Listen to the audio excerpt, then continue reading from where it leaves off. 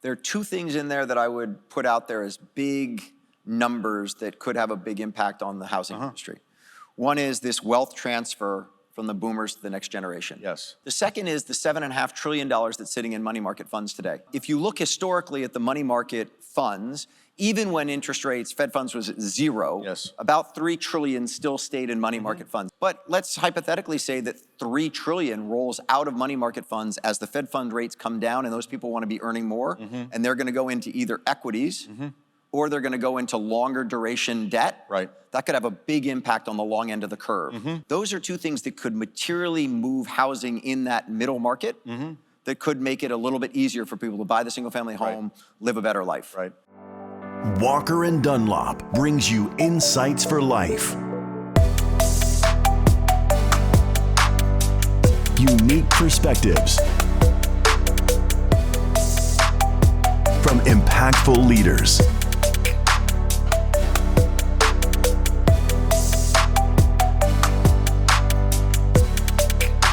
This is the Walker Webcast with Willy Walker. I've been looking forward to this conversation now for a while, and want to extend a warm welcome to Willy Walker, who is chairman and CEO of Walker and Dunlop, but equally now the acclaimed host of the Walker Webcast, which is has an enormous following, perhaps among people, including in this audience. And I think Willy is both an expert and long-tenured practitioner in real estate, but now a commentator on it as well. And so I've been looking forward to this discussion. Now, Willy, we walked on stage, and perhaps now the world knows what happened. That it happened. Was it 25? Exactly, that the Fed has lowered by 25 basis points. Somebody in the audience will no doubt stare at their phone and let us know. But that's really only part of the story. You and I were talking beforehand about what the commentary from the chair will be, where the dot plots will come out. Talk to us a little bit about why that's relevant in the broader real estate space. So first of all, it's great to be here, Stephen, and thank you for having me. Look, I mean, I've had plenty of people who've said, all you have to do is look at where the 10-year is and look at where Walker & Dunlop stock price is, and there's a perfect correlation between the two, okay? I don't look at that and haven't had a regression analysis done about that, but the bottom line is interest rates obviously are extremely important to commercial real estate. The question I had and that I talked about this morning on CNBC was just, as you see the short end of the curve come down, what does it mean for longer rates, which are far more important to us as it relates to commercial real estate, because most people are borrowing 5-year, 7-year, 10-year, either fixed or float. And if you look at that over the 45-year period since 1980 to today, in the 9 times the Fed has cut, in recessionary economies, it brings down the long end of the curve. In non-recessionary economies, it doesn't really have an impact on the long bond. So the question here would be, if the 25 basis points is already in the market, what happens? You know, do we sit at a 402? Right. Or does that sell off a little bit, or does that come in? I think the other thing to keep in mind is that, at least in our business, we honestly can't seemingly sell a 10-year loan today. Or even, we sold a 7-year loan yesterday, and I wrote the origination team and said, congratulations, you did a 7-year term loan. Everything we're doing these days is 5 years. And that's very different than historically where people would borrow, particularly in our agency business, where pretty much everyone was 10-year, either fixed or float. In today's world, everyone's going for 5-year financing. And I think at first, Stephen, that was people saying, you know, I want the flexibility because I think that rates might come down and I don't want to be locked in forever at this high coupon rate. And so therefore I want some flexibility, shorter duration. What I think has also happened now is people have gotten out of that hope for significantly lower rates, and they're moving more towards that the difference in cost of 5-year paper versus 10-year paper on the face of it is 40 to 50 basis points. And so they're like, I want that 50 basis points, particularly given when values have come down and they're doing a refinancing right now. They need every dollar of proceeds they possibly can. So that differential in rate is very important to borrowers today. The issue with it is, as I told you earlier, if you look right now at take the same property and put a 5-year loan in it or a 10-year loan with Fannie Mae or Freddie Mac, the difference in borrowing costs between a 5-year loan and a 10-year loan right now is about 15 basis points, not 50. Yes. And so I think a lot of our clients have sort of missed that. They see the almost 50 basis points between the 10-year and the 5-year on the Treasury and don't understand that spreads have come in dramatically on the 10-year. Now, historical rates explain a lot about what's going on in real estate more broadly. So, for example, we haven't seen much in the way of distress because it's less about debt stock and much about debt expense. And the real issue will come with a wall of refinancing that will come at what will be rates that are higher, notwithstanding a trajectory that's heading down, but it will be higher than where the incumbent debt sits. Yeah, I mean, as you know very, very well, had SVB had a contagion effect on the rest of the banking sector, everything we're looking at today would have been, I mean, everything would have flipped on its head. We were really, really lucky that we avoided that contagion throughout the banking system. SVB being limited in its scope made it so that banks have been very accommodative over the past couple of years. Everyone likes to say extend and pretend. There's no pretending there. They're not pretending that the asset is not necessarily impaired, but isn't performing the way they'd like it to. They're like saying, I'm going to give you a lifeline for the next year or two. We can work with you. We're not going to write this off. Fortunately, banks didn't have to call those loans. I think as we move forward here, as bank balance sheets get stronger and stronger, they're going to have the ability to take those lumps now, and they might say to somebody, hey, pay me off. You got to go. So we might see a little bit more there, but that doesn't necessarily then play that that's going to become distressed properties. The other thing to it is that, particularly in multi, which is where you guys, you know, as far as housing is concerned, where you all play and where we spend a lot of our time, it's got Fannie and Freddie in there. And so even as things got tight, I mean, look at the office market. A year ago today, if you came to our team here in New York and said, please finance this office building, we could not get a bid. I don't care at what price, we could not get a bid. Today, you say I got an office building to finance in Manhattan, there are 10, 15 lenders who are lining up to try and what changed? What changed to facilitate that move? I think health in the banking system, that some of the big lumpy portfolios like a Wells Fargo had or a JP Morgan had, they'd work through some of that risk, if you will. So they went from a complete risk-off attitude to we might take a little bit of incremental risk. I think they also got paid off in a lot of their other commercial real estate, and so the commercial real estate groups wanted to keep capital, not just have it all run off. And then I would also say just back to the office, which has really started to play in. But somebody said to me, who was it? Last week, I had Tom Gilbane on the Walker Webcast, and he was talking about what Rockpoint is up to. And one of the comments he made on office was just, he thinks there is as much productive office space in Manhattan alone than is in the rest of the country. In other words, this market is super privileged right now. So meaning this market could be anomalous to what we see in the balance. Very much so, except I will say this. I was over at Blackstone this morning, and we were talking about both office as well as multi, and they were very, what I would call constructive on San Francisco. I think there's been a lot of kind of wait and see on San Francisco. You're really starting to see NOI build, and clearly there's still going to be distress out there, but the people are feeling like the corner has sort of been turned on San Francisco. I will say it does speak to the notion of dispersion in a market, not limited to the office market, but equally to residential real estate, which is that markets are changing. You look at the East Bay or Oakland in the San Francisco area, it's very hot, there's low vacancy, and that's an area that had been troubled for a long time. San Francisco itself is benefiting from AI investment that's happening in the city proper. But this is a larger issue, meaning if you look at large MSAs, you could draw certain conclusions, but there is dispersion across markets and within markets at the time. Yeah, as everybody in this room knows, I mean, real estate is exceptionally local.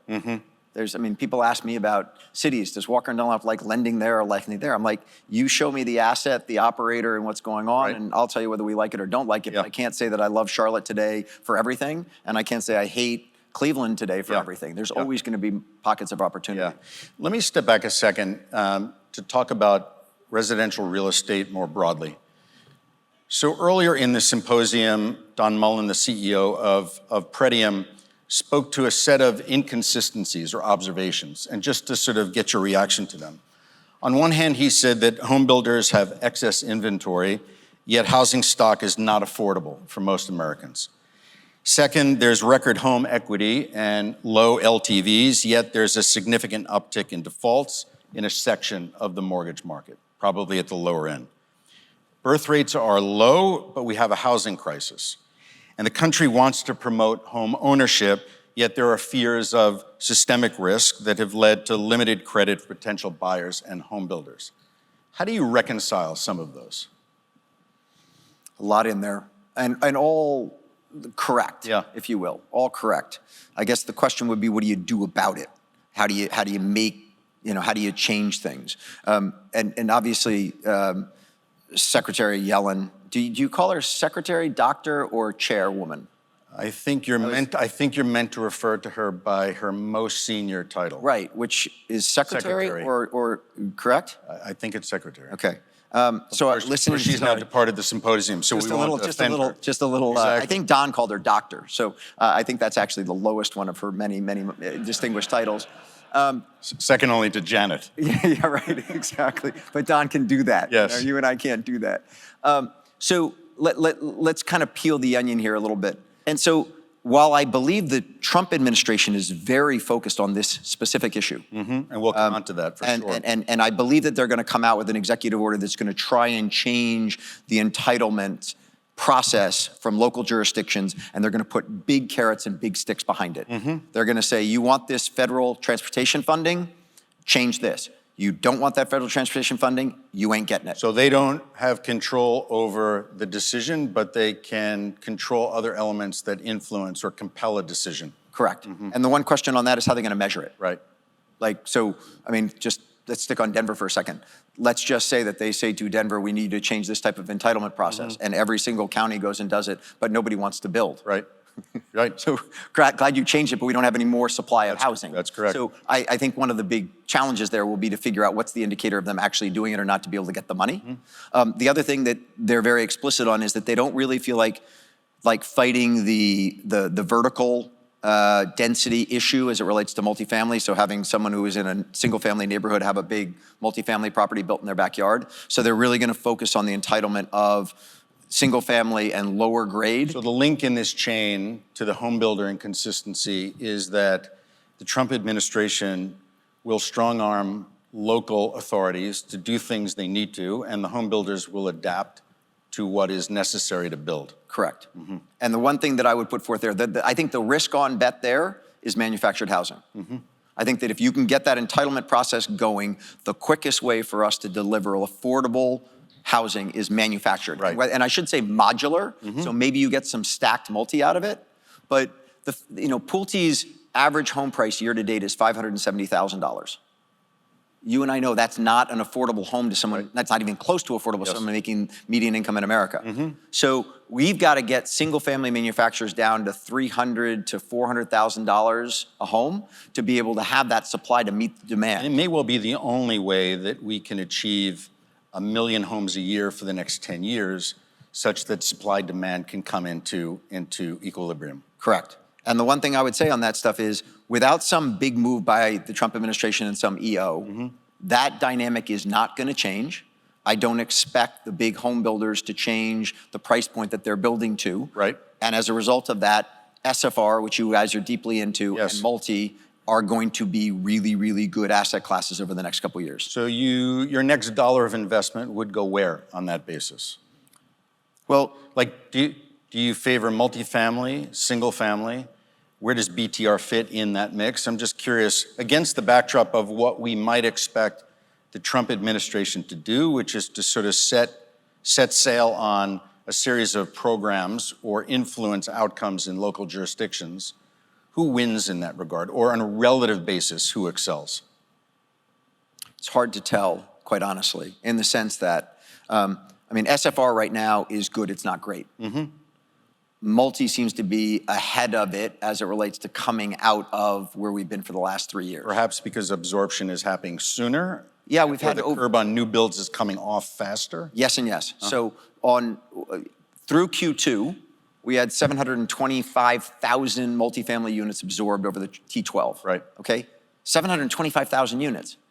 Nobody predicted we'd get that kind of absorption. Right. Nobody. And the only reason you have that is because single family has become so unaffordable that people are sitting there saying, I'm going to go rent that apartment building. Right. Okay? So this huge overhang of supply on the multifamily market has been absorbed much quicker than people had expected. Yes. The question then becomes, like Austin, Texas, it's at 86% occupancy today. National average is at 96. Right. Okay? So when do you invest in Austin? Austin multi. Yes. When it gets to 90? Right. When it gets to 94? Because one thing that's sure to happen is that cap rate is going to come down as we get from 86 to 90 and 90 to 94. Correct. So are you going to buy in at I'll swag it. You're going to buy in at a 550 cap rate today in Austin, or are you going to wait until you're at 94% and then you're buying it at a 475? Right. Right. So that's the big investment question. The other thing that I have on someone like Austin versus some of the other markets that have held up better is job growth. Like, there's no doubt in my mind that I would rather own multi 10 years from now in Austin, Texas than Cleveland, Ohio. For that reason. For job growth. It's where the jobs are. Now, Cleveland over the last 2 years has been a much better market to own multi in than Austin, Texas. True of the upper Midwest generally. 100%. But the question would be, are you buying for this year, or are you buying for 7 years from now or 10 years from now? And if you've got that kind of a horizon, you're definitely going with where the jobs are. It's one of the things that's plaguing my home state right now, Denver, Colorado, and Denver more specifically, is you can complain about the crime and the homelessness and the mayor's trying to clean all that stuff up. Yeah. What you've got to get your arms around is there's no job growth in Colorado right now. Colorado is one of the fastest growing states in the country. There's no job growth. And so until you get that job growth back, all the other things are sort of window dressing. But I will tell you that this touches on the subject of workforce housing. And you go to some of the southeastern states, you go to Georgia or South Carolina, where they have long been petitioning automotive manufacturers to build plants, but there hasn't been a corresponding growth in homes in that. It touches on this issue of job growth, meaning run to where it is in terms of where the next build or the investment ought to go. Yeah, and I mean, I think one of the things that's interesting about that's tangential to tariffs and the drive to try and pull manufacturing back to the U.S. Yes. This is back to something that Don and Secretary Yellen talked about a little bit as it relates to the middle class and is the middle class being left behind. And when you hear what Secretary Yellen was talking about, you say, oh, we've got to do something to try and reshore manufacturing and make it so that a larger percentage of our economy is based off of a manufacturing economy. Clearly, the Trump administration has been trying to do that. The challenges there are the tariffs are a one-time tax. They get hit and then you move beyond them, whereas trying to get people to come back here and build for the long term is very, very challenging. The other piece to it is that, if you look at the housing markets and the cost of housing, both single family as well as multifamily, many people back in May and June thought that tariffs were going to impact construction costs dramatically. They haven't. Our most recent Zelman survey, as it relates to the single-family home builders, all of them have said that tariffs have impacted their cost to build zero. The interesting thing about the Zelman survey, because I watched that podcast that you did with her, is that home builders have held leverage over suppliers, so you haven't seen the impact of tariff. That said, you do see it in Home Depot and Lowe's, and therefore you see the inflationary effect on the consumer that's looking to do work on their home. 100%. And the question would there be, you think about that in the sense that, okay, the suppliers are taking the cost. Yes. And they're not sending it across to the single-family home builders. Single-family home builders have been, for the last 3 years, buying down rates at a very significant level, and their margins have come down significantly. Yes. Many of them are sort of at that point where they've taken too much of a hit, if you will, on their margin. So the question would now be, unless you get rate relief, and look, we may have gotten, did we get 25? And we got it, 25? All right. We didn't get 50. Two more cuts. Two more cuts this year. So it just turns out to be an interesting podcast where it's audience. I love it. It's great. I was Peter Linneman. Some of you may know. A year and a half ago, I was with Linneman, and it was the time when no one thought the Fed was going to cut. And Peter was talking about them doing 3 rate cuts last year, and I said, "There's no way." And I said, "I'll kiss your feet if they'd end up doing 3 rate cuts." And they sure enough did 3 rate cuts, and I had to kiss Peter's feet. And so again, in May of this year, when nobody thought it was going to happen, Peter came out and said, "I think there'll be 3 rate cuts this year." Well, there you go. And I said to him, "I'm going to have to buy you a new pair of cowboy boots this year." And so I think I got to save up for a pair of cowboy boots for Peter. But I think that it's very surprising that tariffs haven't come into the construction picture. Yep. The other piece to that is Secretary Yellen, I think, was trying to say this data lags, so don't declare victory on this one yet. Tariffs may yet come into play into the cost of construction.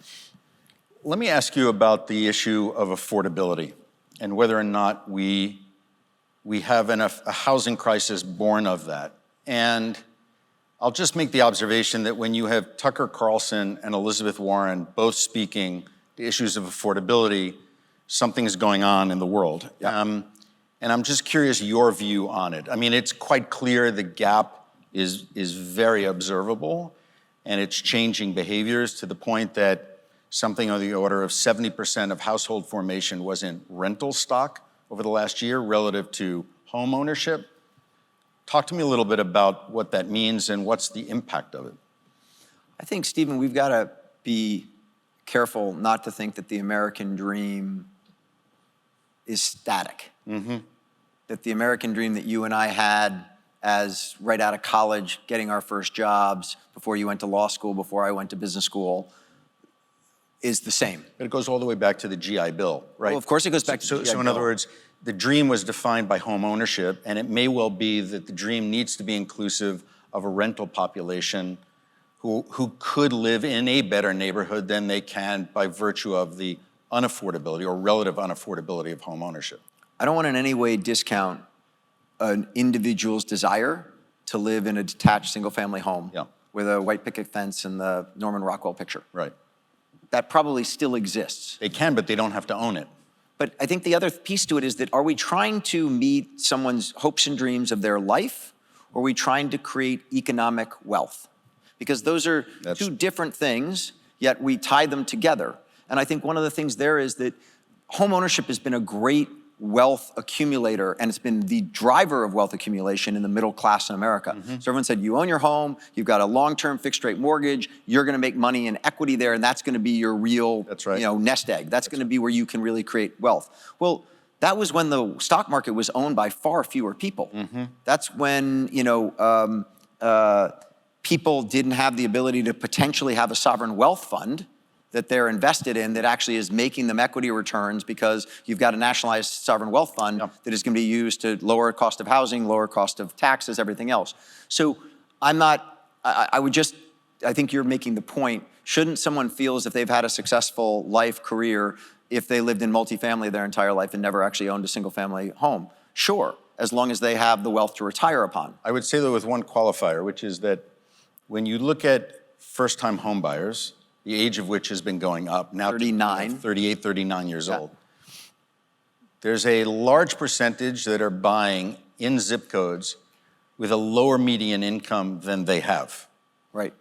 Whereas they could rent in a community which may be more affluent, which may have better schools, which may have better access to jobs, et cetera. So the question is not just about the vehicle for wealth accumulation, it also becomes one about raising a family in a neighborhood that is better by any measure relative to that which you could afford as a home buyer.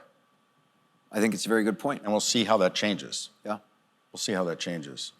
Are we at an inflection point now in multi and single family? I say that because there are lower rental listings, therefore the promise of greater rent growth. Speaking from an investor's point of view on this, there's lower supply of homes across single family and multifamily after a fairly large surge and now absorption to happen. The gap in affordability between the two, are we at an inflection point? This runs a little bit to whether this is the moment to enter with a time horizon that's reasonable. I'm very surprised that more manufacturers of multifamily housing are not building more supply right now. Right. You look at the lack of starts right now, and Jay Parsons, who is here, and Jay's got more data than anybody else on the face of the earth, and it's really great data. Jay will show you a chart that sits there and says to anybody, just look at where we are from a supply standpoint, the number of shovels going into the ground, the delivery schedule, and where we're gonna be undersupplied in 2 years. If you're on the Federal Reserve, you gotta be concerned about that. Yes. Okay? Now, we don't need to spend a lot of time debating whether the Federal Reserve's data is any good on housing, because last week on the CPI report, it was the only thing that spiked. And I don't know, if you look at our data on rent growth, the rent growth that they're picking up out of the CPI, it does not exist in the market. No. And then as it relates to owner's equivalent rent, you and I have never paid owner's equivalent rent on any home we've ever had. That's true. So, ever. Yeah. It's just nobody's ever paid owner's equivalent rent. No. So the idea that that's what's pushing inflationary marks today makes no sense. And the thing that scares me about that is if they keep taking those data feeds and there's none in the system today and it's showing a false positive, what happens when we actually start getting 2, 3, 4, 5% rent growth? That's right. That could be wildly inflationary even though it isn't, if you will. Yes. So I think that is now the time to get in. You know, this morning when I was in a meeting I already said it, I was at Blackstone. We were sitting around talking about the amount of multifamily out on the market today. Yes. And one of the people in the meeting said, what percentage of that product do you think is actually investable? It's an interesting question. Okay, so roll the tape back to 2021, first half of 2022. Every property we took out to market was investable by the market because the market was on fire. Correct. Everyone's like, I'll buy that, I'll buy that, I'll buy that, right. okay? Today, the sense is about a quarter of what's out in the market, not just what Walker and Dunlop's selling, not just what Hillary and Berkadia are selling, but across the board. About a quarter is actually investable. And when you say investable, it's like— Yeah, I was going to say, define that. Define investable, right? Yes. Somewhere where you're thinking that you're putting money to work that has good long-term fundamentals to it and a reasonable cap rate today. Yep. Okay, so what I'm seeing today and the growth that I see ahead of me, about a quarter. So if you can actively bid on that quarter and do well, great time to be in. Yeah. Okay, or the other 3 quarters, it's overpriced. There's someone waiting for some type of market movement. I think the other piece to it though is this. If you've got a longer term outlook, buying multi today and being able to put on, we rate locked a deal yesterday, 5-year deal at 478. Okay, 478. If you're buying at a 478 fixed rate, and you've got positive leverage going in, you got to be able to make money. You got to be able to make money. Let's talk a little bit about what might bring stock into or supply into the system. So the lock-in effect, particularly around single-family home, has been significant, meaning the percentage of people that are holding mortgages sort of below that which they could refinance. The notion of downsizing has paradoxically become a more expensive proposition, so it doesn't happen. Rates coming down, which don't necessarily translate to tomorrow mortgage rates coming down, but as they do, does that unlock supply? Does it change the percentage of investable properties that are there? So if you think about that, the setup today, that there's this locked-in. Secretary Yellen talked about it. 60% of outstanding mortgages have a coupon rate on them less than 4%. It's a lot. It's a lock-in effect. A lot of people don't want to move. The statistics are 72% below 5, 54% below 4. Below 4. So if you've got a mortgage that's got a 375 handle on it and you got to go buy something new and put a 6.5 or 6.25 handle on it, not going. You're not moving. No. Right? Now, the one thing that I would put there is on the higher end of the market, given where the stock market is today, do not underestimate that there are people there who are really, really rich in their investable portfolio and say, I don't care about my mortgage anymore, I'm gonna go do it. There's no doubt at the higher end of the market, you'll see that inventory start to flow, I think, as the stock market, if it continues to move forward. But let's talk about sort of middle America. The reason I want to focus on this is this. The person who is locked in on that is not putting their property on the market, which means that the for-built new manufacturing market has the market basically by the horns right now, and they're not building. They're not building. Like, when will it ever get better for a home builder than to have this half the market be locked in and not even thinking about putting their existing inventory on the market? There will almost never be less existing inventory on the market than is today, which says it's a market made for the single-family home builders, and they're not increasing production. Well, the interesting corollary of that is that BTR in some sense is an outgrowth of that. It is. Right? Which is that the home builder doesn't want to leave a market where they have, notwithstanding current market conditions, where they've made an enormous investment in labor and in supply chain. So they build. The fact that investors can come forward in BTR and speak for a third of a project, this is all about de-risking, right, the investment that's there. I'm saying that only because it ought to bolster the argument you're making, which is it's the moment to build for them. 100%, but they're not. No, why? Who? I mean, you'd have to ask Stuart Miller and Ryan Marshall and a bunch of the other big I'm not sure CEOs they'd tell me. of the single family. Look, they've had a great run. Yeah. Just like in the CMBS world, where you and I saw a lot of carnage in Yes. 08, 09, 010, not necessarily just at Goldman Sachs and Walker Dunlop, Yep. but in other places. I was always shocked that the market didn't get back to its stupid ways quicker. We learned something from the GFC. We did. And I think the home builders learned something from the GFC. The carnage that happened in the single family space in the GFC, first of all, the big have gotten bigger, so independent home builders just aren't there. So there's not a lot of a competitive threat from the independent home builders. And the big have gotten so big and control the market so well that as long as they continue to put up the margins that they're putting up, investors will stick with them. They've got a really nice market. Remember also, we heard this morning that from a bank analyst that in fact, that's only turbocharged by the fact that the Pulte's of the world, the Lennars of the world have ample access to big bank financing. The smaller guys are having a harder time access financing as regional banks and others have retrenched.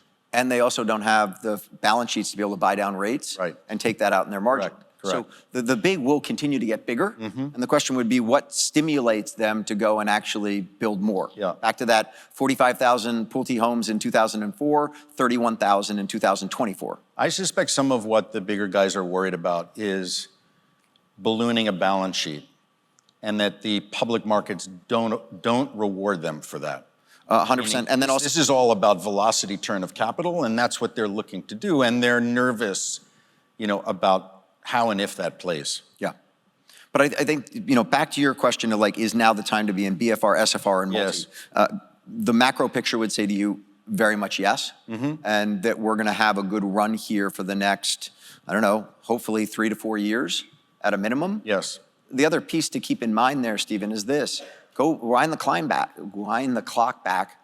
2010, Q2 of 2010, was our peak 60-day delinquencies in our portfolio as it relates to loans from the GFC. Okay, so think about that. When did the clock strike on the GFC? October of 08? Yep.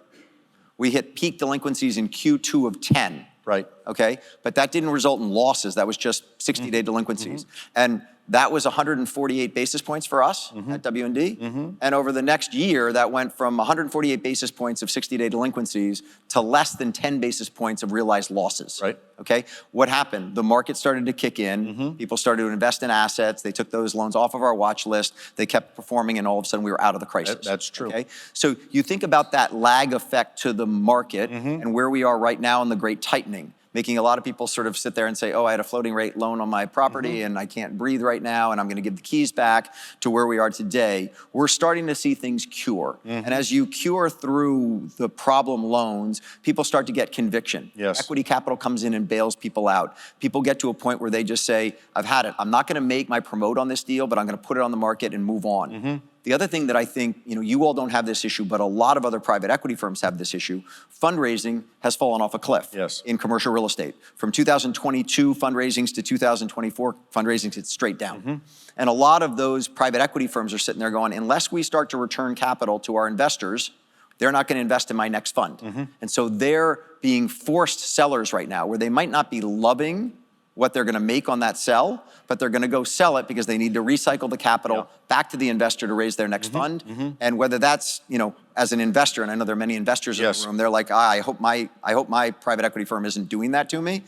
The bottom line is that they've basically given up on their promote in a lot of these situations.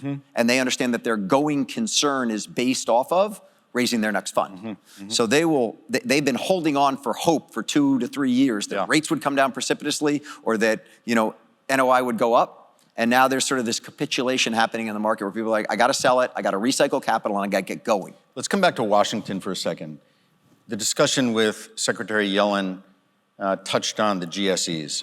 She gave a bit of an historical view of them. But what's going to happen here? I mean, I think political analysts are looking at the president's friends, investors who are in it, and are sort of predetermining an outcome. But where's it going to go? What do we think is going to happen?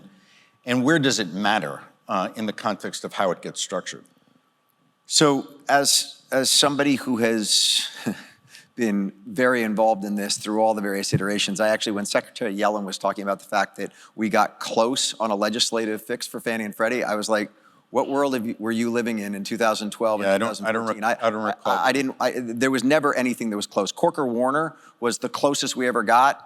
And I'm going to see Jonathan McKernan, who's now at Treasury as the Undersecretary of Treasury, tomorrow in Washington. And I don't think Jonathan or I, who I worked very closely with on that, would ever think that it was even close to getting to the floor of the Senate for any kind of vote. So I'm appreciative that she thought that there were things going on where it was going to be a bipartisan effort. And Corker and Warner clearly worked in a bipartisan manner. But there was never any kind of solve for the agencies at that time. Fast forward to now, a couple things that I think are very, very important. The two most important, which basically solve everything else of the details, is the first is that Director Pulte and President Trump have both said that they want to maximize return to shareholders, which is you and me. That's right. Okay? So just on the face of trying to maximize return to shareholders, there's no way you do that if you don't have a strong guarantee behind Fannie and Freddie, period. Right. So you do anything to diminish the guarantee, and the value we get as shareholders goes down. So that gives me great confidence that if they're going to get to what President Trump's #1 agenda item is, which is maximizing return to shareholders, that nothing happens to the guarantee. The second piece to it is that they have said repeatedly, both Pulte and Trump, we cannot impact the cost of borrowing to the U.S. consumer. Now, let's all be really, really clear here. They don't care what your borrowing cost is. They care what you and I as individuals' borrowing costs would be, but not on the multifamily side, right? That's right. So they're not sitting up late at night saying, oh, we got to make sure that the cost of borrowing for multifamily borrowers and big sponsored groups like you all doesn't go up. But to the consumer, they don't want to see spreads go out. Correct. Again, that means you have a strong guarantee at the basis. So because it can work otherwise. because it cannot work otherwise. It's good. Spreads are going to gap out. So if that's the premise, maximize shareholder returns and don't let the cost of borrowing go up to the consumer, you can rest assured that everything else has got to stay somewhere in line. They're not going to sit there and say duty to serve is a higher priority than returns to shareholders, and therefore we're going to focus on Fannie and Freddie just doing affordable housing, and we don't care about this other side of So it. what changes? So I think, first of all, In other words, is this a big conversation about a quarter-of-inch move? I heard somebody give me a very, what I would call a very pessimistic analysis on exactly that. Yeah. That a lot of this is kind of optics and Yes. sell a 5% interest to some, foreign investors, and then you kind of like call it a day and move Yes. on and keep them in conservatorship. Yes. I certainly, as someone who's been around this table for a long time, hope that's not where we get, Stephen. I really hope that they get out. Because I think one of the things you have to keep in mind is that Fannie and Freddie have done a fantastic job of not only restructuring pretty much everything in them, implementing credit risk transfer.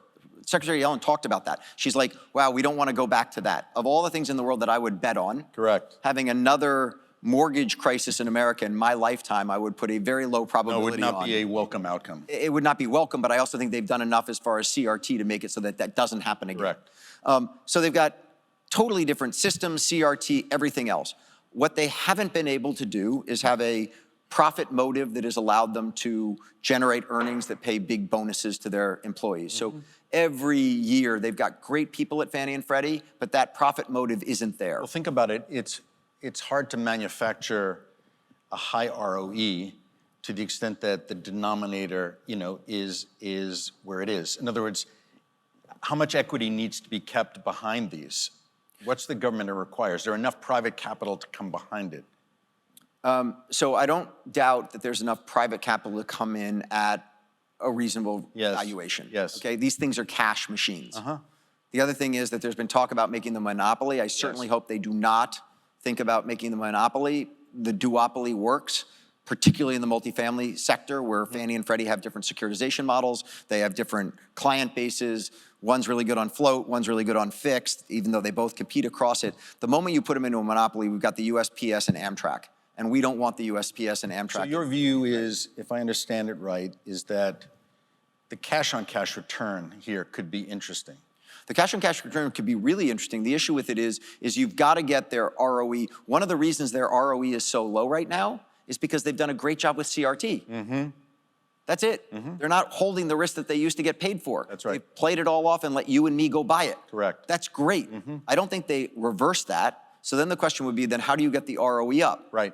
You get the ROE up by either expanding the conforming loan limit, allowing them to do more in the single family space, letting them do more in the multifamily space. Those would be two ways that they can do it. Right.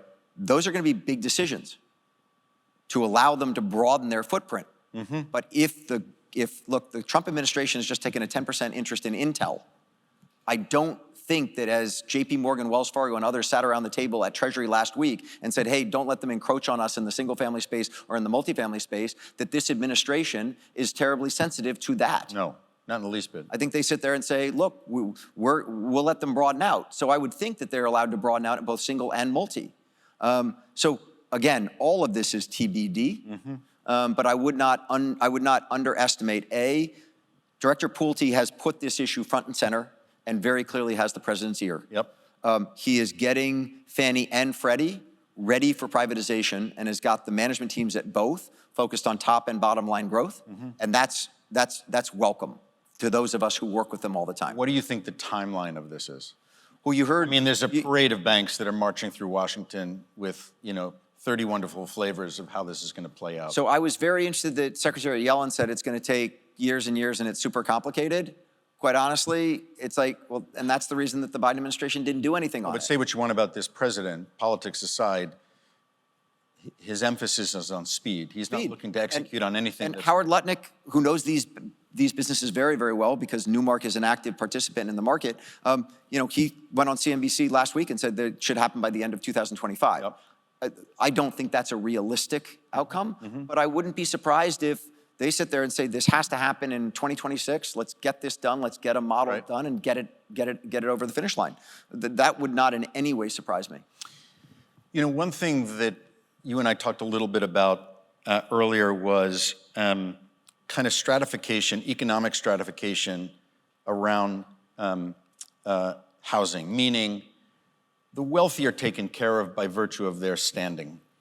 And in fact, the low income have been taken care of by the likes of Section 8 and other programs. And the real squeeze in terms of housing is on the middle class. True. Very true. There are two things in there that I would put out there as big numbers that could have a big impact on the housing industry. One is this wealth transfer from the boomers to the next generation. Yes. The numbers out there are $90 trillion of wealth transfer is going to happen sometime over the next 10 to 15 years, okay? So $90 trillion of wealth transferring from that dying generation to the next generation has a huge impact on down payment capability. That's true. Huge impact, okay? So that wealth transfer, don't discount that. Right. During COVID, one of the big drivers of the single family market was people who had unfortunately died in COVID. Someone had inherited their inheritance early and used that for the down payment for their single family home. Yes. So don't discount that. The second is the $7.5 trillion that's sitting in money market funds today. $7.4 trillion. If you look historically at the money market funds, even when interest rates, Fed funds was at zero, about $3 trillion still stayed in money market funds. So there's a certain amount of money that's just going to sit in money market funds. As live well, liquidity. Just leave it, it's liquidity, it's great, I'm just going to park it there. Yes. But let's hypothetically say that $3 trillion rolls out of money market funds as the Fed fund rates come down and those people want to be earning more, and they're going to go into either equities or they're going to go into longer duration debt. Right. That could have a big impact on the long end of the curve. And so that's the one thing as I look at the dynamic right now of what could bring down borrowing costs, that rotation out of money market funds into longer duration fixed income or the equity markets. And then also that wealth transfer. Those are two things that could materially move housing in that middle market that could make it a little bit easier for people to buy the single family home, live a better life. Right. But those would be, those are trillions of dollars we talk about hundreds of billions. It doesn't really make much difference these days. No. It's really trillion-dollar bets. On the low-income side, were you surprised that Section 8 and the like actually held its own in the context of budget cuts and adjustments? Yes, I will say this. We're the 5th largest syndicator of LIHTC in the country right now. And we do a lot of HUD financing with Section 8. Yep. I was very pleased to see that has stayed in place. The one thing out there, Stephen, that is TBD is under Secretary Turner's leadership, there is an analysis going on right now about whether that housing assistance ought to sit at the federal level or sit at the state level. And lots of people are trying to kind of figure out whether he's going to make a move on that to push it back to the state. Yes. At the end of the day, from a federal standpoint, the funding has bipartisan support to keep moving forward. The question would be, does it stay in Section 8 HAP contracts at the federal level, or do they take it and try and push it out to the states? At the end of the day, as long as the funding is getting down at the local level, it really doesn't make much difference. We've run out of time. This was a terrific conversation. It could go on even longer, but we really appreciate you coming to visit with us and engage in this discussion. Thanks, Stephen. Thanks a lot. Appreciate it. Righto.